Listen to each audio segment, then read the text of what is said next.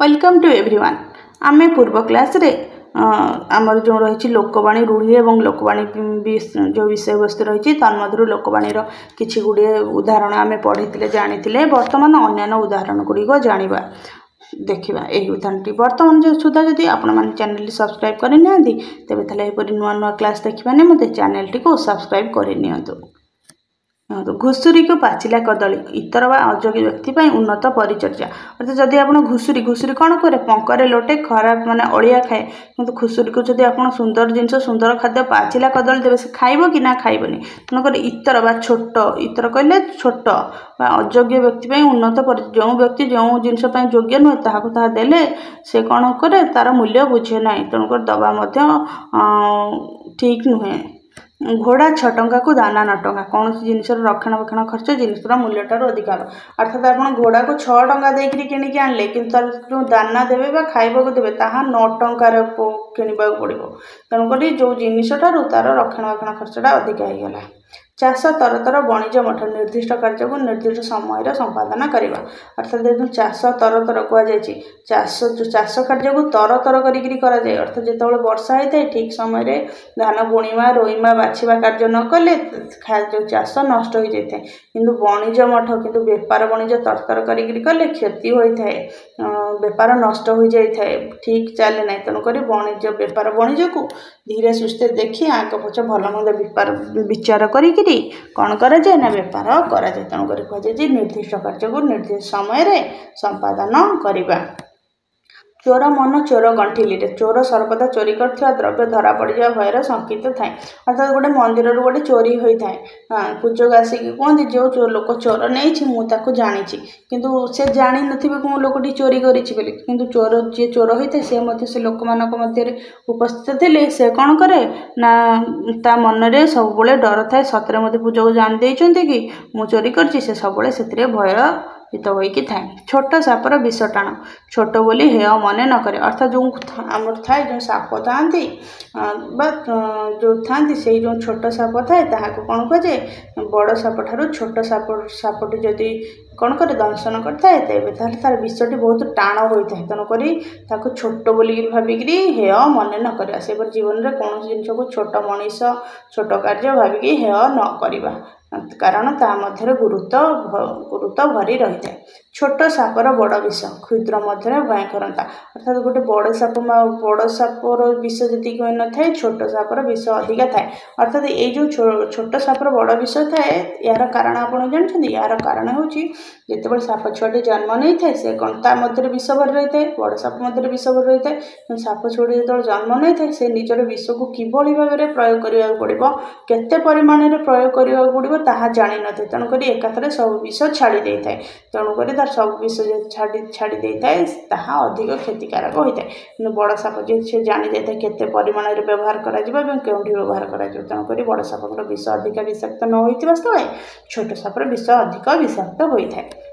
जान जाऊ मान था सम्मान बा इज्जत जीवन ठारू अधिक अर्थात मनीष समाज जेहेतु रही है तेणुक समाज तार सम्मानटा बड़ तेणुक जान जाऊ अर्थात जीवन चली जाऊ पछे किंतु सम्मान रही थाऊ जेपरी युद्ध मान राजा महाराजा मैंने कौन निजर जीवन बाजी लगे दिखती किंतु निजर सम्मान छाड़ती ना।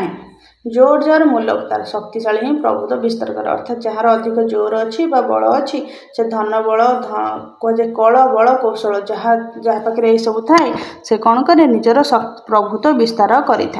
टेका हाथ रू खसिले अण बाहुड़ा थरे भूल हेले ताकू सुधारी हुए ना अर्थात जो टेका आप धरते हाथ रू जब थोड़े फोपाड़ी देले अण बाहुड़ा बाहुड़ा कहले फेरी आसबे अण बाहुड़ा अर्थात से पुणी फेरी आसे ना ठीक से भूलटा थरे करदे कौन हुए सुधारी हुए ना।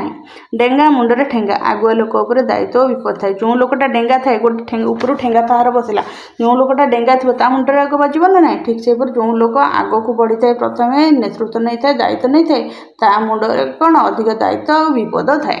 ढिंकीशाला कथा न जानी ढेंकानाल कथा कहवा घर कथा न जानी दूर देश कथा कहवा। ढिंकीशाला कहले आमर जो समस्त घर मानक आगुरी ढिंकीशाला थिला ढिंकी था गोटे मनीष से ढिंकीशाल कौन हो कौन भल मत से कथा किसी जान ना ढेंकानाल गोटे दूर राज्य दूर जिला ना ना तेणुक से ढेंकानाल विषय कथा गपिब तेणुक कहुए घर कथा न जाणिक दूर देश कथा कहवा ढोके पी दंडेजी कष्ट मष्ट बंची रहा अर्थात जो मरुड़ी पड़ा से लोक मैंने खाद्य जल न पाइक अल्प टिके टिके खाद्य पाइक ढोके पीकि माने बहुत कष्ट बंचुले कहुए कष्ट बंचा कहुए ढोके पी दंडेजी तीन तुंडर छेली कुकुर मिछ कथा अनेक द्वारा बार बार प्रकाशित हेल्ले सत्य पर प्रतीत हुए अर्थात गोटे कथा मिछ कथा कि जब बहुत लोग कहे ताहा सत्य भली कौन समस्त मानवे यहाँ पचर गोटे कहानी अच्छी तीन तुंडर छेली कुकुर अर्थात किसी तीन जन चोर थे से कौन कले गोटे लोकर घर छेली चोरईवाई गले से लोकर घर छेली चोरई फेर समय कौन होता ना चार जन चोर तीन जन नुहे चार जन चोर थे चार जन चोर थे तन्मध्य से उपाय कले जनक घर छेली चोरईले कि कहले कि जदि चोरी धरा पड़ कौन करेंगे से उपाय बांचिले जो जड़े चोरी करके आणुला से घर मालिक देखीदेला मालिक देखीदेला कहला अरे अरे तुम छेलीटा कहीं चोरी करके नहीं जाऊँ सी कहला कौटू मु तुम तो छेली नहीं मु गोटे कुकुर छुआ को लेकिन जाऊँगी सी कहला ना यहाँ मो छेली सी कहला हाँ तो ठीक अच्छे चल जदि आग को तीनोटी लोक को पचार जदि से कहले कि ना यहाँ तुम छेली बोलिकी मुझे तुम छेली की देदेवी कि यहाँ छेली नुहे कुकुर तेणुक तुम्हें भूल देखुच तेणुक भद्र व्यक्ति कहले बोधे मो आखिरे भ्रम सृष्टि होती यहाँ मो छेली नुह गोटे कुकुर तेणुक से धीरे धीरे बाटी जावापर क्रम अनुसार से तीन जन कौन है चोर ही देखाले आगु प्लानिंग कर योजना करते समस्ते कहले ना यहाँ छेली नुह कुकुर तो से भद्र व्यक्ति कान मुंडा आउसिक चलीगले से कहले मो छेलीटा कुकुर हो गला मु भूल देखली से चोर मैंने नहीं कौन छेली को मारिक मांस कर खाईदे तेणुक कहुई मिछ कथा अनेक द्वारा बारंबार प्रकाशित हेल्ले सत्य पर प्रतीत हुए तुंड वाईद सहस्र कोश लोक मुखरे कथा बहुत दूर प्रसर जाए अर्थात वाईद तुंड वाईद अर्थात गोटे पार्टी गोटे कथा जनक को कहीदेले गोटे पार्टी कथा कौन ये कहला सी कहला से चारिआडे व्यापी जाए तू जिते माठिबू माठ मुझे दरपड़ा काठ स्वभाव सहजरे बदले ना अर्थात जो दरपड़ा काठ थाए कौन जिते बाड़े कि जिते जहाँ घोरिले सेटा कौन से कला अंगार परिवर्तन हुए कि परिवर्तन हुए ना कौन तेणुक कहुए स्वभाव सहजरे बदले ना तुलसी दुई पत्र बासे बिछुआ दुई पत्र कुंडा हुए प्रकृत गुण प्राथमिक स्तर ही जना पड़ता अर्थात जो तुलसी गछटे जो दुई पत्र बाहरी और बिछुआती गछटे दुई पत्र बाहरी से तुलसी दुई पत्र को मकजी आप धर से बास्नार चौदिग महकी ठीक से बिछुआती दी पत्र गुण आप हाथ में चकड़ी देवे ताहा कुंडे हम तेणु कहुए प्रकृत गुण प्राथमिक स्तर छोट बेलू ही कौन जना पड़ जाए तेलिया मुंडे तेल दरिद्र को साहय नक स्वच्छल व्यक्ति को साहय करवा अर्थात जो गोटे लोक ता मुंडे तेल ना आ गोटे लोक तेल लगे कि मुंडे तेल ढाला जहाँ मुंडे तेल ना टोटाल तेल न देवा अर्थात जो लोक दरिद्र ताकू टोटाल टंकाटी देवानी कि जहाँ पाखे पैसा अच्छी स्वच्छल व्यक्ति ताकू साहय करवा दैव दौड़ी मनीष गाई जेणिकी त्राण तेणिकी जाए विधि निर्देश मनीष परिचालित अर्थात दैव कहले भगवान को बुझाए दौड़ी मनीष गाई अर्थात जेणिकी टाण तेणिकी जाए अर्थात दैव को दौड़ी सहित तुलना कर दौड़ी रूपक जो दैव दौड़ी जो जपरी गोटे गाई गाई कौन हो गोटे दौड़ी बंधा हो से दौड़ी आम जुआड़ को टाणा से कौन मैंने सियाड़ को गाई जीव ना ना तेणुक दैव बा भगवान जो दौड़ी मनीष बेकार भाग्य रूपक दौड़ी बंधा होता है से जुआड़े टाणती से सियाड़ को जाए तेणुक कहुए विधि निर्देश मनीष परिचालित होता है देश के फैंक नईके बैंक विभिन्न स्थान में भिन्न चलनी व प्रथा अर्थात जो देश जीव से देशर चलनी अनुसार चलिया पड़ो नईके बैंक अर्थात जो नईर बांक सब अलग अलग थाए से अनुसार तुमको नई पारी करने पड़ो धरा को सरा मणिबा अति गर्व भाव प्रदर्शन करवा अर्थात कौन धरा जो धरा पृथ्वी थाए जदि गोटे मनुष्यर गर्व हो जाए से एत बड़ धरित्री को सरा सरा कले माठियार जो सरा खोल घोड़नी थाए छोटियाटे भावे तेणुक कहुए कौन धरा को सरा मणिबा यार अर्थ होची अति गर्व भाव प्रदर्शन करवा धान पेटरू बालुंगा जात गुणवती माँ ठार कुपुत्र जन अर्थात जो बालुंगा से कौन धान गचर भी बालुंगा बाहरी थाए ना नहीं धानटा गोटे शस्य आम उपयोगी करता कि बालुंगा को उपयोगी करूँ कि ना ता खराब करता बिल को तेणुक कहुए कौन ସେଇ ଧାନ ଗଛରୁ ବାଳୁଙ୍ଗା ବି ସୃଷ୍ଟି ହୋଇଥାଏ। ତେଣୁକରି କୁହାଯାଇଛି ଧାନ ପେଟରୁ ବାଳୁଙ୍ଗା ଜାତ, ଅର୍ଥାତ୍ ଧାନ ଗଛ ପେଟରୁ ବାଳୁଙ୍ଗା ବାହାରିଥାଏ ନା ନାହିଁ। ଠିକ୍ ସେପରି ଗୁଣବତୀ ବା ଭଲ ମା ଠାରୁ ଖରାପ ବା କୁପୁତ୍ର ଜନ୍ମ। ଧୀର ପାଣି ପଥର କାଟେ, ଧୀର ସ୍ଥିର ଭାବେ କାର୍ଯ୍ୟ କଲେ ସଫଳତା ମିଳେ। ଅର୍ଥାତ୍ ଗୋଟିଏ ସ୍ଥାନରେ ପଥର ଥିବ, ଆପଣ ତାକୁ ବାଡ଼େଇକି ଭାଙ୍ଗି ପାରିବେନି, କିନ୍ତୁ ପାଣିର ଧାରଟା ଯଦି ସବୁବେଳେ ସେଇ ସ୍ଥାନରେ ଚାଲିବ ନା, ଧୀରେ ଧୀରେ ଆପଣ ଦେଖିବେ ସେ ପଥର ଘୋରି ହୋଇଯାଇଥାଏ। ତେଣୁକରି କୁହାଯାଉଛି ଧୀର ସ୍ଥିର ଭାବରେ କାର୍ଯ୍ୟ ଯଦି କରେ, ପାଣିଟା କଣ୍ଟିନ୍ୟୁଅସ୍ ଚାଲିଥାଏ, ତା କାର୍ଯ୍ୟ କରି ଚାଲିଥାଏ। ତେଣୁକରି ଏଇ ଧୀର ସ୍ଥିର ଭାବରେ କାର୍ଯ୍ୟ କଲେ ସଫଳତା ମିଳେ। ଧୀର କଥାରେ ବୈରୀ ବସ, ନମ୍ର ବ୍ୟବହାର ଦ୍ୱାରା ସମସ୍ତଙ୍କୁ ବଶୀଭୂତ ବା ନିଜର କରିବ। ଅର୍ଥାତ୍ ଗୋଟେ ଲୋକ ସହିତ ଆପଣ କଥା ହେବାକୁ ଚାହୁଁଛନ୍ତି, କିଛି କାର୍ଯ୍ୟ ହାସଲ, ଆପଣଙ୍କର କିଛି କାର୍ଯ୍ୟ ଅଛି କିମ୍ବା କିଛି ଗୋଟେ ଦରକାର ଅଛି, ତାକୁ ଯଦି ଆପଣ ଫୋପା କରିକି କହିବେ ହେଇକି କହିବେ, ସେ ଆପଣଙ୍କ କଥା ଶୁଣିବନି। କିନ୍ତୁ ବାପା ଲୋ ଧନ ଲୋ ମା ଲୋ କହିକିରି ଭଲସେ ବ୍ୟବହାର କଲେ ସେ ଆପଣଙ୍କର କଥା ଶୁଣିବ। ନଈ ସୁଅକୁ ବା ବଢ଼ିକୁ ବାଲି ବନ୍ଧ, ବୃଥା ପରିଶ୍ରମ ବୃଥା ଚେଷ୍ଟା। ଅର୍ଥାତ୍ ଯେତେବେଳେ ନଈରେ ଯେତେବେଳେ ସୁଅ ପଡ଼ିଯାଏ ନା, ନଈରେ ଯେତେବେଳେ ଘାଇ ପଡ଼ିଯାଏ, ସେହି ସମୟରେ ଯେତେବେଳେ ଆପଣ ବାଲି ବନ୍ଧଟା ଦେବେ, ତାହା ମାନେ କିଛି କାର୍ଯ୍ୟ କରିବନି, ସବୁ ଧୋଇ ନେଇଯିବ। କିନ୍ତୁ ଯେତେବେଳେ ନଈରେ ସୁଅ ପାଣି ନଥିବ, ସେ ସମୟରେ ମାଟି ବାଲି ମିଶାଇକିରି ବନ୍ଧ ଦେଲେ ରହିବ। କିନ୍ତୁ ଯଦି ସୁଅ ଯେତେବେଳେ ଚାଲିଥିବ, ଘାଇ ଭାଙ୍ଗିଥିବ, ବାଲି ଯେତେ ପକାଇଲେ ରହେନି। ତେଣୁକରି ବୃଥା ଚେଷ୍ଟା କଲେ ମଧ୍ୟ କାର୍ଯ୍ୟ ହୁଏ ନାହିଁ। ତାକୁ କୁହାଯାଏ ବୃଥା ପରିଶ୍ରମ ବା ବୃଥା ଚେଷ୍ଟା। ନ ଦେଖିଲା ଓ ଛଅ ଫଡ଼ା, ଅସମ୍ଭବ କଥା କହିବା। ଅର୍ଥାତ୍ ଗୋଟେ ଓକୁ ଜଣେ ଦେଖିନି କିନ୍ତୁ କହୁଛି ଓଟା 6 ଫଡ଼ା, ତେଣୁକରି ଦେଖିନି ନା, ତେଣୁକରି ତାକୁ କୁହାଯାଏ ନ ଦେଖିଲା ଓ 6 ଫଡ଼ା। ନଈରେ ଘର କରି କୁମ୍ଭୀର ସଙ୍ଗେ କଳି, ଅଧୀନ ହୋଇ ମୁନିବାବୁଙ୍କ ସଙ୍ଗେ କଳି କରେ। ଅର୍ଥାତ୍ ଗୋଟେ ଲୋକ ନଈରେ ଘର କରିଛି, ନଈ ଉପରେ ପଟା ପକାଇକିରି ଘର କରିଛି ଖୁମ୍ବ ପୋତିକିରି, ସେ କ'ଣ କରିବ ନା କୁମ୍ଭୀର ସାଙ୍ଗରେ ବାଡ଼ିଆ ପିଟା ହେବ, କୁମ୍ଭୀର ତାକୁ ମାରିକିରି ଖାଇଦେବନି। ତେଣୁକରି କୁହାଯାଉଛି ଅଧୀନ ବା ଚାକର ହୋଇ ମୁନିବାବୁଙ୍କ ସଙ୍ଗେ କଳି କରିବା। ନଈର ରାଜା ହେଉଛି କ'ଣ, ପାନିକି ରାଜା ମଗରମାଛ। ନାହିଁ ମାମୁଁ ଠାରୁ କଣ ମାମୁଁ ଭଲ, କିଛି ନଥିବା ଅପେକ୍ଷା ସାମାନ୍ୟ ଥିବା ଭଲ। ଅର୍ଥାତ୍ ଜଣଙ୍କର ମାମୁଁ ନାହିଁ, ତେଣୁକରି କିନ୍ତୁ ତାର ଆଉ ଗୋଟେ ମାମୁଁ ଯଦି ଥିବ, ସେ ଆଖି କଣା ହୋଇଥିବ, ତେବେ ମଧ୍ୟ ଭଲ। କାହିଁକିନା ମାମୁଁ ଟୋଟାଲି ନଥିବା ଠାରୁ ଅଳ୍ପ ଗୋଟେ ମାମୁଁ ଥିବା ତ ଭଲ ନା ନାହିଁ। ତେଣୁକରି କୁହାଯାଇଛି କିଛି ନଥିବା ଅପେକ୍ଷା ସାମାନ୍ୟ ଥିବା ଭଲ। ପେଟ ପୋଷ ନାହିଁ ଦୋଷ, ବଞ୍ଚିବା ପାଇଁ କୌଣସି ବୃତ୍ତି ଗ୍ରହଣ କରାଯାଇପାରେ। ପ୍ରାପ୍ୟ ଧନ ପ୍ରାୟଶ୍ଚିତ୍ତରେ ଥାଏ, ଅନ୍ୟ ଉପରେ ଅର୍ଜିତ ଧନ ଅଯଥାରେ ନଷ୍ଟ ହୁଏ। ପୋଥିଗତ ବିଦ୍ୟା ପରହସ୍ତ ଧନ, ନିଜ ନ ଜାଣିଥିବା ବିଦ୍ୟା ନିଜ ପାଖରେ ନଥାଏ, ଅନ୍ୟ ପାଖରେ ଥିବା ଧନ ଆବଶ୍ୟକ ବେଳେ କାର୍ଯ୍ୟରେ ଆସି ନଥାଏ। ଅର୍ଥାତ୍ ଯଦି ବହିରେ ଯଦି ପାଠ ଅଛି କିନ୍ତୁ ଆପଣ ପଢ଼ିନାହାନ୍ତି, କିନ୍ତୁ ଆପଣଙ୍କର ପଇସା କିନ୍ତୁ ଅନ୍ୟର ହାତରେ ଅଛି, ତେବେ ତାହେଲେ କ'ଣ କିଛି କାମକୁ ଆସିବନି। ଫୁଲ ଯୋଗୁଁ ଗଭା, ପଣ୍ଡିତ ଯୋଗୁଁ ଶୋଭା, ଉଭୟ ଶୋଭାବର୍ଦ୍ଧକ। ଅର୍ଥାତ୍ ଯଦି ଫୁଲ ଯୋଗୁଁ ଗଭା, ଅର୍ଥାତ୍ ଗଭା ବା ମୁଣ୍ଡରେ ଯୋଡ଼ାରେ ବା ଯେଉଁ ସ୍ତ୍ରୀ ନାରୀମାନଙ୍କର କେଶର ଗଭାରେ କ'ଣ ଫୁଲ ଯୋଗୁଁ ଶୋଭା ବର୍ଦ୍ଧନ ହୋଇଥାଏ, ପଣ୍ଡିତ ଯୋଗୁଁ ସଭା। ସେ ଠିକ୍ ସେହିପରି ସଭାରେ କ'ଣ ପଣ୍ଡିତମାନେ ନଥିଲେ ସଭାର ଶୋଭା ବର୍ଦ୍ଧନ ହୋଇନଥାଏ ବା ସଭା ସୁନ୍ଦର ଲାଗେ ନାହିଁ। ତେଣୁକରି ଉଭୟକୁ ଶୋଭାବର୍ଦ୍ଧକ କୁହାଯାଇଛି। ବସିବା ଠାରୁ କାଶିବା ଭଲ, ସବୁବେଳେ କିଛି ନା କିଛି କାର୍ଯ୍ୟରେ ଲାଗି ରହିବା ଉଚିତ। ବସି ଖାଇଲେ ନଈବାଲି ସରେ, ଆଳସ୍ୟ ସର୍ବନାଶ କରେ। ଗୋଟେ ଲୋକ ଯଦି କିଛି କାର୍ଯ୍ୟ ନ କରିକିରି ନଈବାଲିକୁ ବି ଯଦି ଖାଲି ବିକି ଚାଲିବ, ତେବେ ମଧ୍ୟ ତାହା ସରିଯିବ, ତେଣୁ ସର୍ବନାଶ ହେବ। ବତେଇ ଦେଲା ବୁଦ୍ଧି, ମାଗି ଆଣିଲା ତିଅଣ, ଉଭୟ କ୍ଷଣସ୍ଥାୟୀ। ଅର୍ଥାତ୍ ଅନ୍ୟ ଜଣେ ତୁମକୁ ଦେଉଥିବା ବୁଦ୍ଧି, ଅନ୍ୟଠାରୁ ଆଣିକିରି ଖାଉଥିବା ଖାଦ୍ୟ ଅଳ୍ପ ଦିନ ପାଇଁ, ଅଳ୍ପ ସମୟ ପାଇଁ କାର୍ଯ୍ୟରେ ଲାଗେ। ବକର ବେକ ବଢ଼ିଲେ ମିନର ବିପତ୍ତି, ଅର୍ଥାତ୍ ଶତ୍ରୁର ସୁବିଧା ବିପଦର କାରଣ। ଅର୍ଥାତ୍ ଯଦି ବଗର ଯଦି ବେକଟା ଲମ୍ବା ହେଇଯିବ, ତାହେଲେ ମିନ କହିଲେ ମାଛ ପ୍ରତି ବିପଦ ଆସିବନି। କାହିଁକିନା ମାଛଟା ଗୋଟେ ଏଇଠି ଅଛି, ଆଉ ବଗଟା ଗୋଟେ ଏଇଠି ଅଛି। ବଗର ବେକ ଏତିକି ଅଛି, ମାଛ ପର୍ଯ୍ୟନ୍ତ ତାର ବେକ ପାଉନାହିଁ, କିନ୍ତୁ ବଗର ବେକ ଯଦି ବଢ଼ିଯିବ, ସେ ଖପ୍କିନି ମାଛକୁ ଧରିଦେବ, ମାରିକି ଖାଇଦେବ ନା ନାହିଁ। ତେଣୁକରି କୁହାଯାଇଛି ଶତ୍ରୁର ସୁବିଧା ବିପଦର କାରଣ। ବ୍ରହ୍ମା ବିଳିବିଳେଇଲେ ବେଦ, ପଣ୍ଡିତ ଲୋକର ଯେକୌଣସି କାର୍ଯ୍ୟକୁ ମହତ୍ତ୍ୱପୂର୍ଣ୍ଣ ବୋଲି ଧରିନେବା।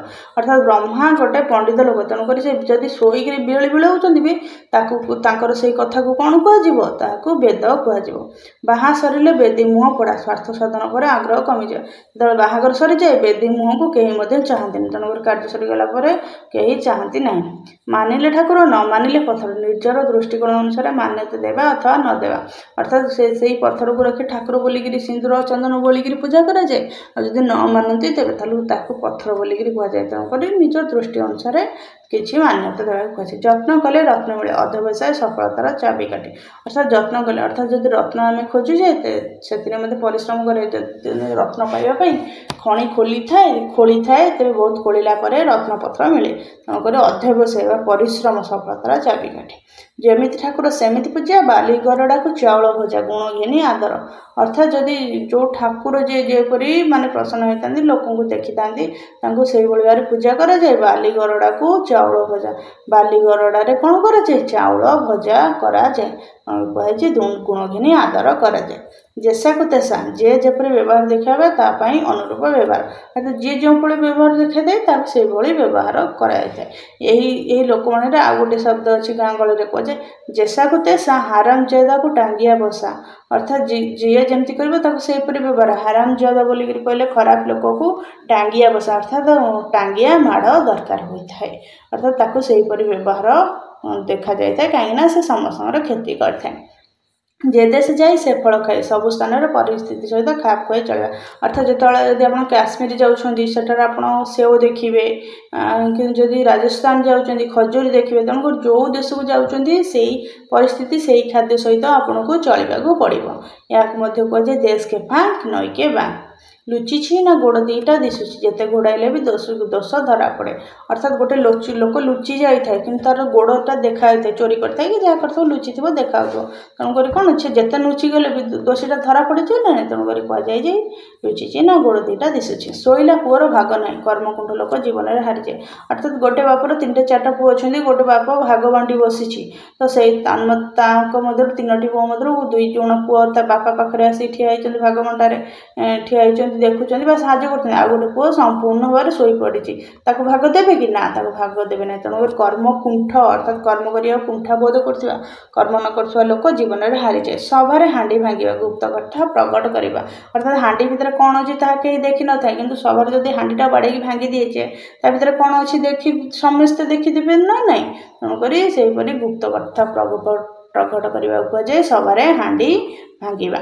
ସ୍ୱର୍ଗକୁ ନିଶୁଣି ନାହିଁ କି ବଡ଼ ଲୋକଙ୍କୁ ଉତ୍ତର ନାହିଁ, ଅର୍ଥାତ୍ ସ୍ୱର୍ଗକୁ ରାବଣ ସିଡ଼ି ବାନ୍ଧିବ ବୋଲି ବସିଥିଲା, କିନ୍ତୁ କାଲି କରିବି ଭାବିକିରି କରିପାରିନଥିଲା। ତେଣୁ କରିକିରି କୁହାଯାଏ ଯେଉଁ କାର୍ଯ୍ୟ କରିବାର ଅଛି ଆଜି କର, କାଲିକି ଅପେକ୍ଷା କର ନାହିଁ। ତେଣୁକରି କୁହାଯାଏ ସ୍ୱର୍ଗକୁ ନିଶୁଣି ନାହିଁ କି ବଡ଼ ଲୋକଙ୍କୁ ଉତ୍ତର ନାହିଁ, ଧନୀ ଓ ପ୍ରଭାବଶାଳୀ ଲୋକଙ୍କୁ ଅନେକ କଥା କହିହୁଏ ନାହିଁ।